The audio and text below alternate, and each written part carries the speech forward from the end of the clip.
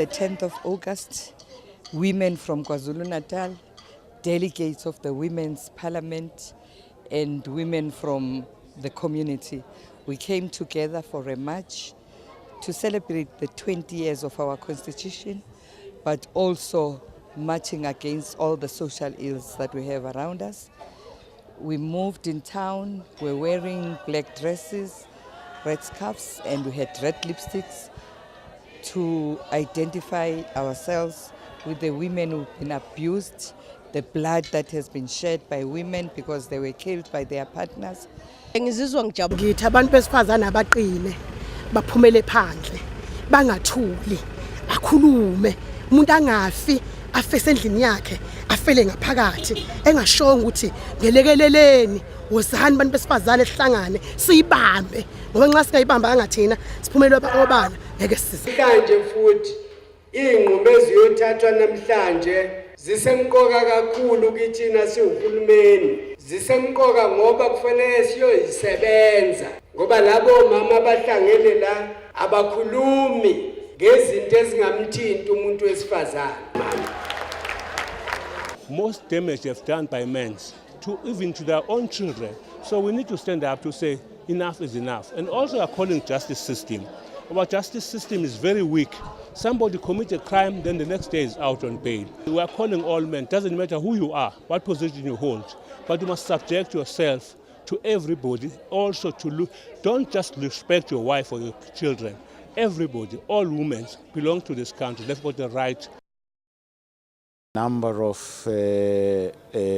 experiences in election management, in electoral democracy, that they wanted to have a first-hand interaction with people who are involved in election management and electoral democracy. So KZN was chosen on those bases. But also our political history in the province was very important for them to ask questions. Obviously, Africa as a continent has been troubled by political tensions, political intolerance, as well as violence and assassinations. So it was of interest to them to see and talk about programs of the provincial government, of the Electoral Commission, of the legislature in KZN in ensuring that we have a politically stable environment on which a free and a fair election takes place, which we have achieved as this province. We appreciate the working relationship of this legislature with ourselves, and also in particular to have had the vision to host other African fellows through this delegation and make a contribution in the body of knowledge, particularly around electoral democracy. That we appreciate. My visit here today, together with my colleagues, is that this is a legislative body, and as an EMB, we are the ones who put in place leaders in terms of facilitating the process of elections. And it is very important also to see how the end product is operating. And this is the legislature where we have come today. And I'm very happy that we did come here today to listen to how the legislature operates here in KZN, so that we know the structure. As KwaZulu-Natal legislature, we decided a long time ago that our legislature is an activist legislature. Therefore, we need to engage with communities in whatever work that we are doing from all committees of legislature, as we are doing the oversight over departments. But not only to do oversight over department, but also to go and engage with the department in whatever, with communities in whatever the departments are doing. Since there was a decision that was taken by national government that in South Africa we need to introduce national health insurance, KZN took that issue seriously as the provincial government, but also a legislature. And then we've been supporting our department in every efforts that they have embarked upon in order to so that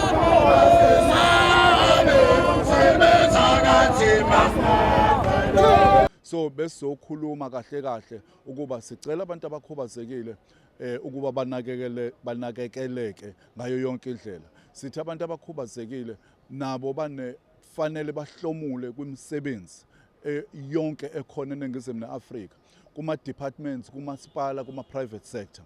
Abantu abakhubazekile mabahlomule kuma business, uhulumeni awakhiphile namabhizinesi wonke aqhamuka nabantu abalekelela ukuba bafukule umnotho eNingizimu neAfrika. The program that we have in the Office of the Speaker, a special project program, where we respond to the requests that we receive from various communities. And one of the requests that we normally have when you go to school, we found that there are some learners coming from poor background that they really have a problem with uniform. Some of them, they come to school without really uniform. Some, they only have the uniform that is torn. And in our response, in a small way that we can respond, in partnership with other private sector, we do normally have uniforms. What we did this time around, we said in each and every district, we'll select 2 schools. In Elembeni, we had 1 school, which we had at Ndwedwe. This one now here at Kwatuguza, rather Rupsin School. And it's a mixed school. We've got Indian learners, we've got African learners, which are coming from poor background. Today we came here to support them and assist them with uniform for 50 learners, which is including the full uniform, shoes, jerseys, and full uniform. And I think we are very happy and excited that we really have made a difference.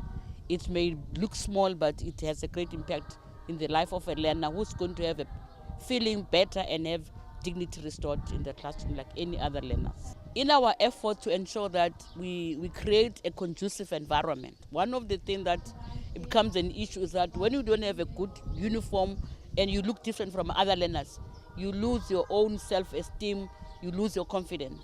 So you believe that once they look like other learners with full uniforms, they're looking clean and smart, it's going to boost their confidence and even their learning, because the environment is really, they're not seeing themselves different from other learners. So for us is to assist them to boost up their self-image and confidence. If we had all the resources, we will really cover all the schools. As I said earlier on, we rely on the assistance from partners, but our intention is to go to many districts, because we know that poverty, and unfortunately we are now aware that the levels of poverty are rising. And we are thankful that government is really assisting the social grant, but it's not enough. So at the Office of the Speaker, we respond to various requests of the communities, but on the school one, this is the main issue, apart from other issues that are raised by the schools when we visit them. Sithi nje phambili isishayamthetho siye phambili kakhulu, sibonele ezinye izikole nazo ezinalenkinga esinayo la ngaphakathi. Siyabonga.